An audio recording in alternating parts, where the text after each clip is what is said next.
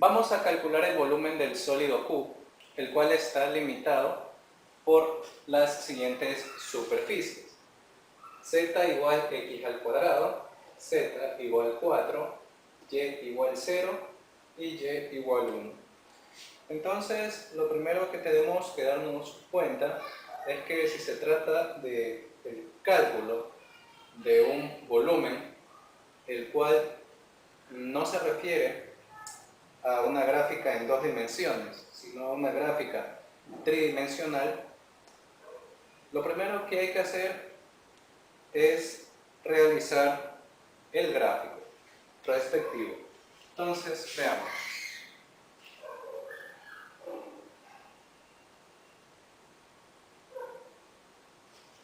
Vamos a proceder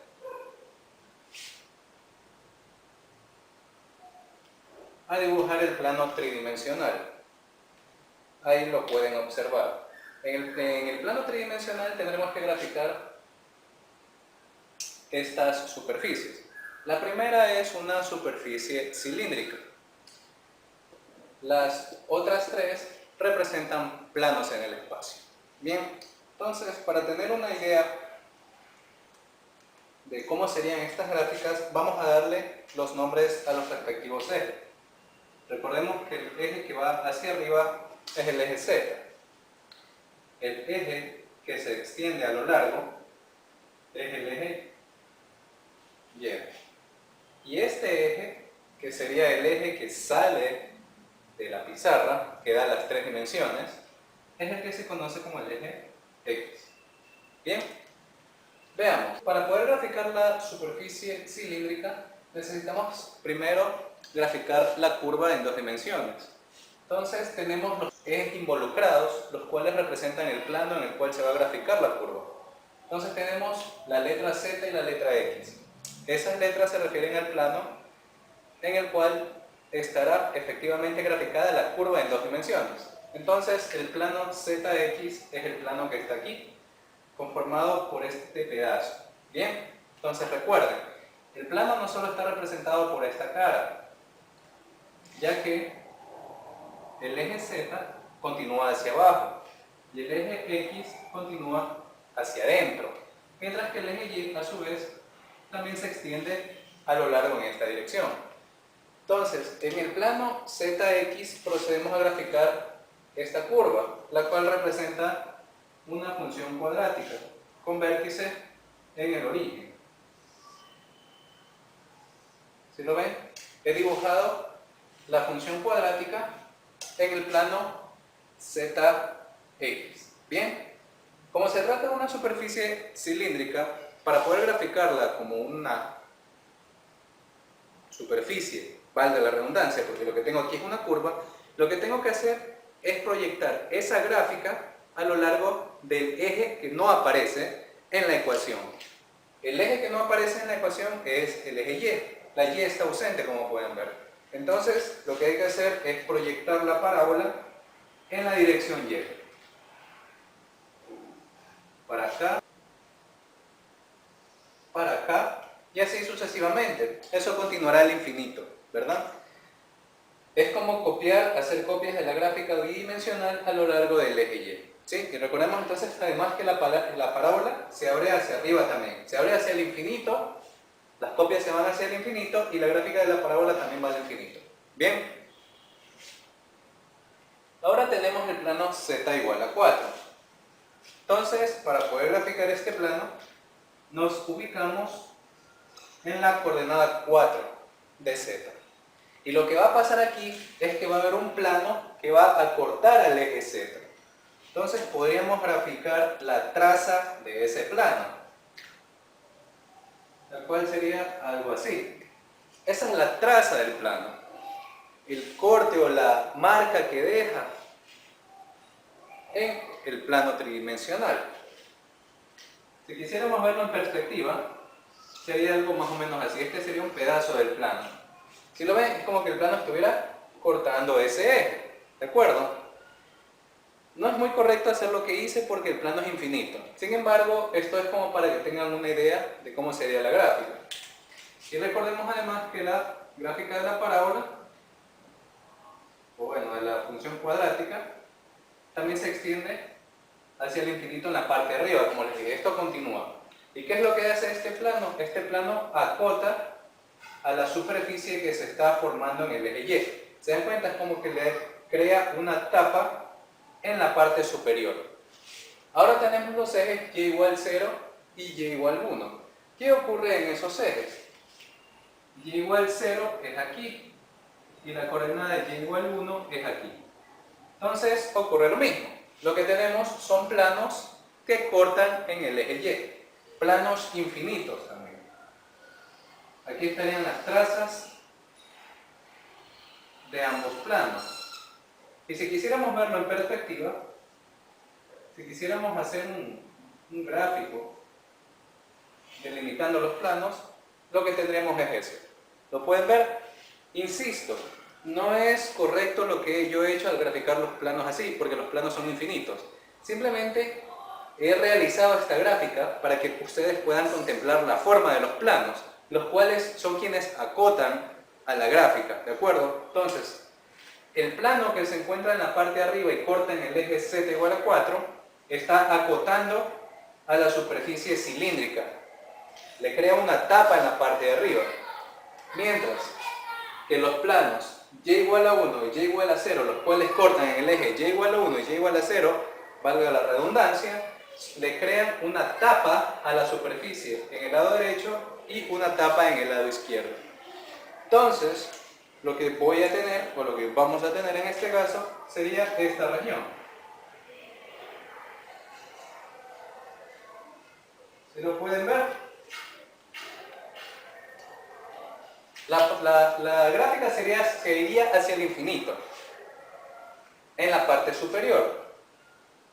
Pero, ¿qué es lo que hace este plano? La acota, le da un límite. Lo mismo pasa para estos dos planos que están aquí. Ya la gráfica no se expande hacia el infinito a lo largo tampoco, porque estos dos planos cortan y hacen de límites. Entonces la gráfica que yo tendría, si la extraigo de ahí, sería esta.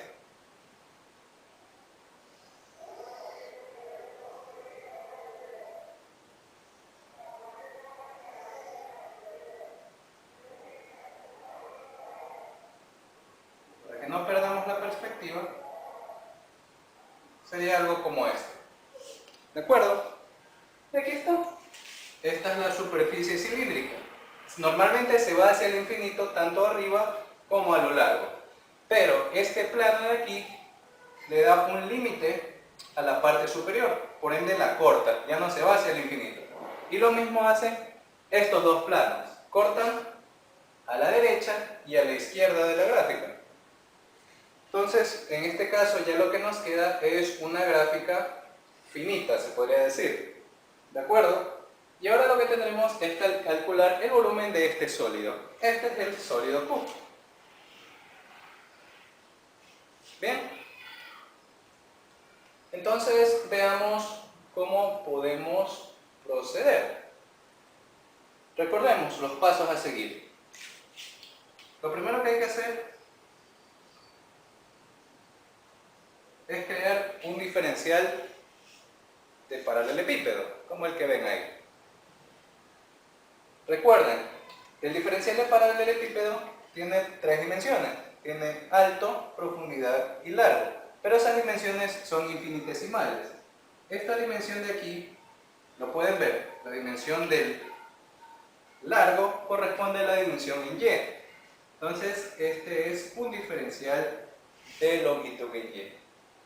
Esta profundidad corresponde al eje X, que es el eje que va diagonal. Lo pueden observar. Entonces, esto corresponde al eje X.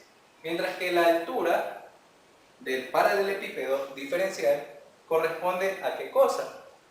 Al eje Z. Entonces, aquí tendremos un diferencial de eje Z. Entonces, recordemos, ¿cuál es el volumen de un paralelepípedo? Es el producto de sus tres dimensiones. Sin embargo, esto no es en sí un paralelepípedo. Esto es un diferencial de paralelepípedo. Entonces, el diferencial del volumen para ese paralelepípedo va a ser igual a ¿qué cosa? Como dijimos, al producto de los diferenciales puestos en el orden que ustedes gusten.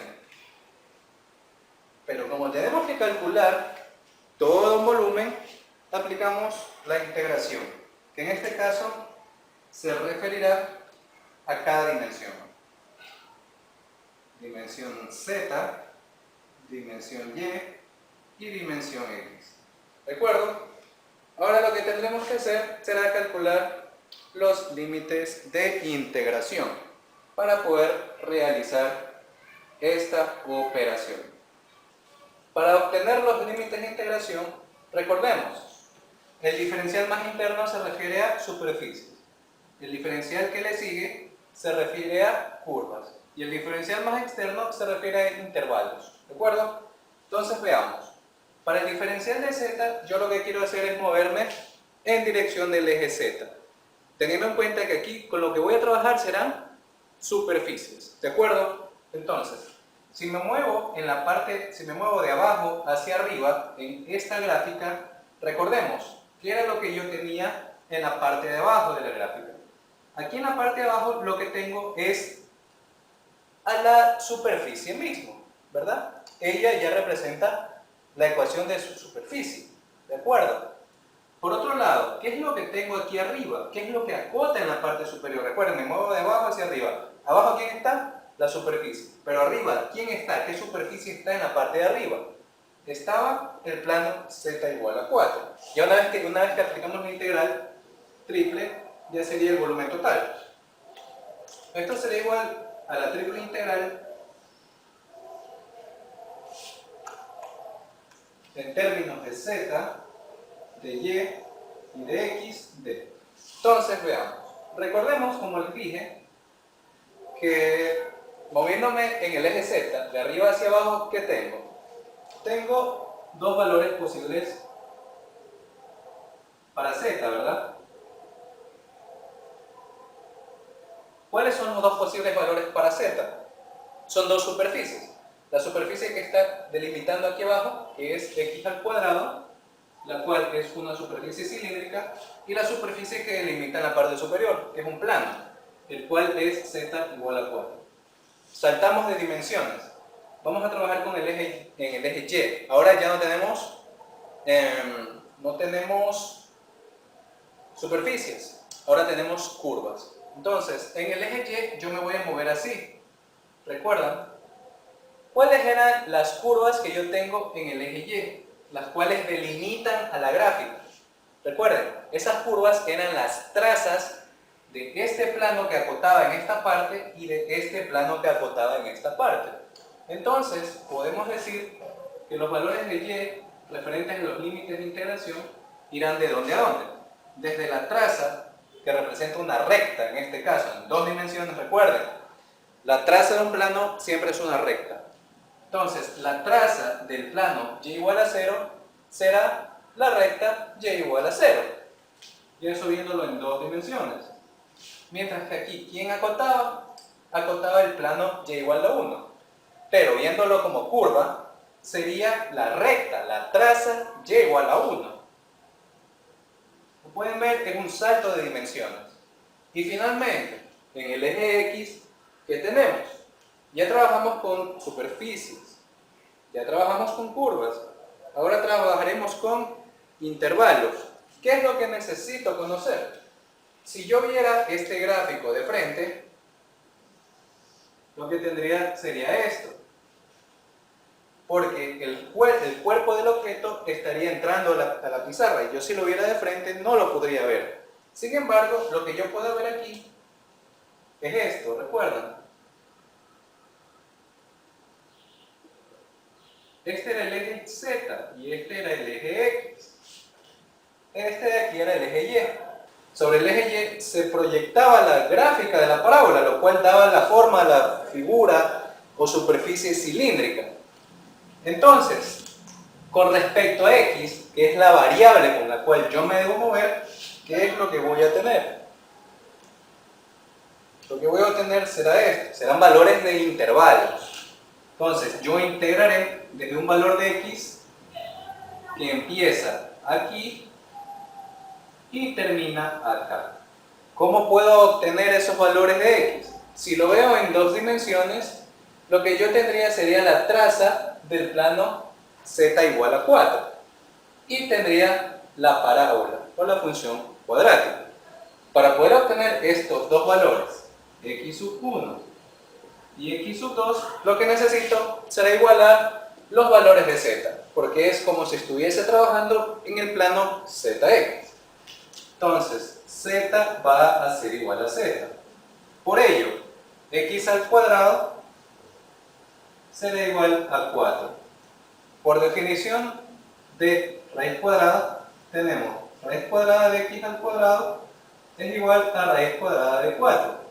Y recordemos que esta es la definición del valor absoluto, mientras que la raíz cuadrada de 4 será igual a 2.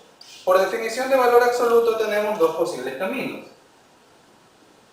que x sea igual a 2 o que x sea igual a menos 2. Entonces, los valores en los cuales se intersecta la traza del plano con la traza de la superficie cilíndrica, que es una función cuadrática, serán los valores x1 igual a menos 2 y x2 igual a 2.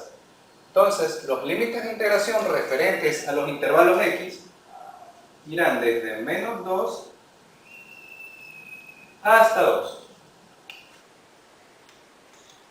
Ahora que la parte gráfica ha concluido, nos concentraremos en resolver la integral triple. Recordemos cómo se realiza esto. El volumen va a ser igual a las integrales en términos de y y x. En y, desde la curva y igual a 0 hasta la curva y igual a 1. Y en x, desde el valor de menos 2 hasta el valor de 2. ¿Qué pasa con la integral más interna? La vamos a integrar directamente en términos de z. La integral de dz es 0. Y la vamos a evaluar entre los valores de x al cuadrado y 4. Bien, el volumen será igual a la doble integral desde x igual menos 2 hasta x igual 2 y desde y igual 0 hasta y igual 1 en términos de y y x. Y evaluamos los límites de integración en z. Tendríamos 4 menos x al cuadrado. Ahora vamos a continuar. Nos toca integrar respecto a la variable que sigue, la cual es y. Por ello, nos quedaría la integral desde x igual menos 2 hasta x igual a 2 en términos de x. Y aquí tendríamos que integrar con respecto a y a esta expresión. Recordemos, todo lo que no sea y se mantiene constante. Entonces, la integral de 4 menos x al cuadrado en términos de y será igual a ¿qué cosa? La integral de 4 en términos de y sería 4y menos la integral de x al cuadrado en términos de y sería igual a x al cuadrado y. Y eso lo evaluamos entre los límites de integración, que son 0 y 1. ¿De acuerdo? Continuemos. Vamos a evaluar esos límites de integración para después de ello integrar respecto a la última variable.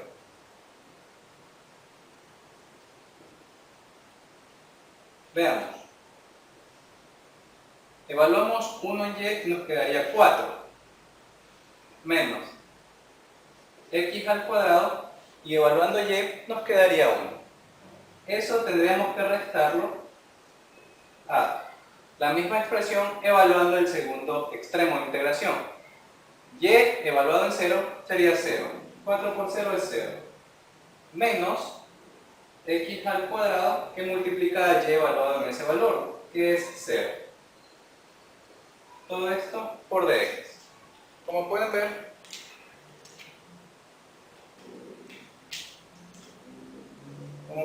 como pueden darse cuenta, esto desaparece.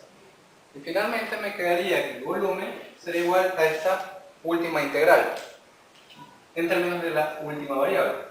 De x igual menos 2 hasta x igual a 2, de 4 menos x al cuadrado, por dx. Entonces, como habíamos constatado anteriormente, llegamos finalmente a esta expresión, la cual es simplemente la resolución de una integral de variable real, donde los límites de integración van desde x igual menos 2 hasta x igual a 2. Entonces, veamos. El volumen del sólido Q será igual a ¿qué cosa? A la integral desde menos 2 hasta 2 de 4 menos x al cuadrado, con su respectivo diferencial de x. Veamos, la integral en términos de x de 4 es 4x, menos la integral en términos de x al cuadrado es x al cubo sobre 3. Y eso lo vamos a evaluar entre los límites de integración. Una vez que hayamos encontrado esto, habremos obtenido la respuesta del problema. Veamos. 4, y lo evaluamos en el primer límite, que sería 2. Menos x al cubo, en donde sustituimos 2 por el primer límite de integración. Aquí está la primera parte. Luego restamos la evaluación en el segundo límite. Tendríamos 4 por menos 2 evaluado en x, menos, en vez de x, evaluamos menos 2 al cubo sobre 3. Veamos qué resultado nos arroja esta operación. Continuemos aquí. El volumen va a ser igual a 4 por 2 es 8, menos 2 al cubo también es 8, sobre 3. Esa sería esta primera operación. Menos la operación en la cual habíamos evaluado el segundo límite. 4 por menos 2 es menos 8. Menos 2 elevado al cubo es menos 8. Y todo eso sobre 3. ¿Qué es lo que tendríamos como resultado una vez que operemos esto? Veamos.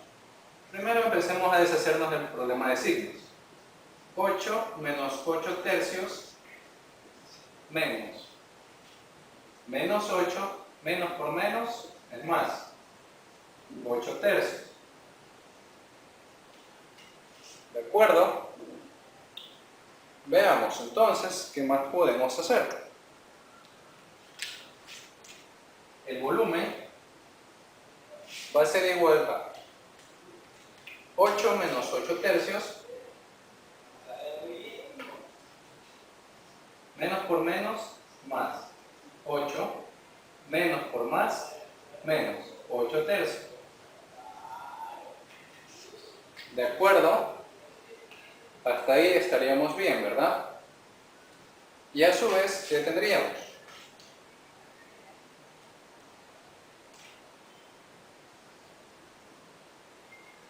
Ocho más 8 más 8, 16. Más menos 8 tercios, menos 8 tercios, sería un menos aquí. No era un más, era un menos. Menos 8 menos 8, menos 16 tercios. Entonces, este es el volumen. Dejémoslo un poco más bonito. El mínimo común múltiplo entre 3 y 1 sería 3.000. 3 por 16 menos 16. El volumen va a ser igual a ¿qué cosa? A 16 por 3. 6 por 3 es 18, llevando 1. 3 por 1, 3, más 1, 4. Menos 16, todo partido entre 3. ¿Esto a cuánto va a ser igual? 48 menos 16. Eso es igual a 32. Y todo eso partido entre 3. Entonces, el volumen del sólido delimitado por la gráfica o por el conjunto de gráficos que nos habían dicho al inicio es este. Este es el volumen del sólido